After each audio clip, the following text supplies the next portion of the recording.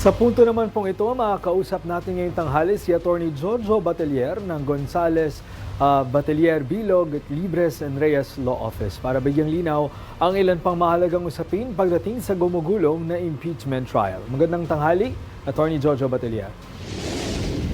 Magandang tanghali, Greg. Magandang tanghali rin sa iyong mga tigapakinig. Yes sir, and welcome back again dito sa 13 sa tanghali. Ito, umpisan ko na, Attorney, no, ilan naman pong revelasyon ang nangyari ngayong araw sa paglilitis.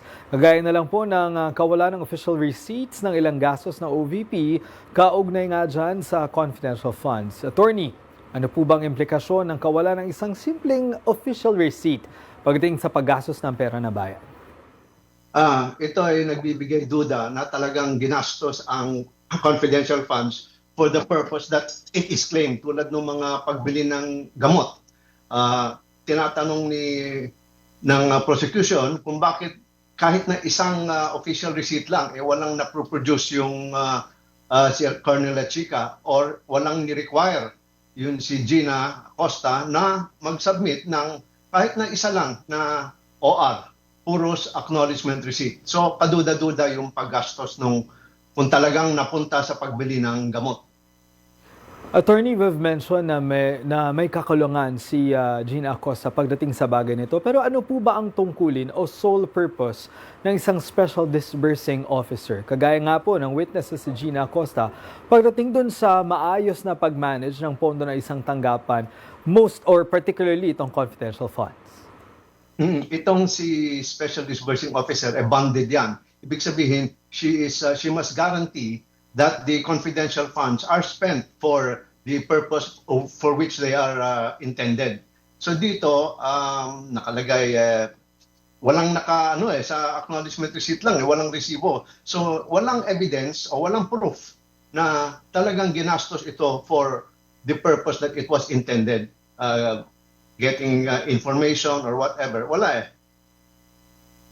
Follow up on that, no? If itong matter na to somehow shows negligence ni Gina Acosta as a special disbursing officer, how can the head of the agency be accountable on that?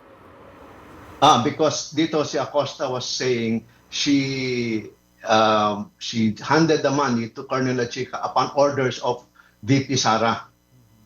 So inaano niya, she would not have given the 125 million kung hindi siya inorderan ni VP Sara na ibigay kay Colonel Chica. Alright.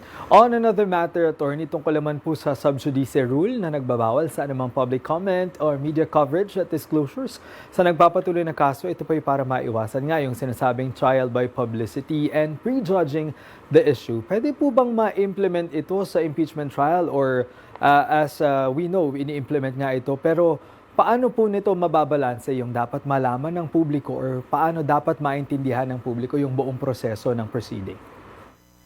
Yung sub judice rule, strictly applied yan sa parties, prosecution at saka sa defense, no, respondent, and their counsels. Pero pagdating sa non-litigants, ibang hindi kasama sa kaso or sa media particularly, hindi ito strictly applied dahil meron tayong constitutional right to free speech at saka freedom of the press. So dapat balansehin yan. Now, for as long as the press is fair and factual, and it does not intend to influence the outcome of the decision, hindi yan sakop ng sub judice rule. Alright, maraming salamat po, Attorney Jojo Batelier, sa inyong time at sa lahat ng pagpapaliwanag ito. Again, maraming salamat, sir. Salamat din.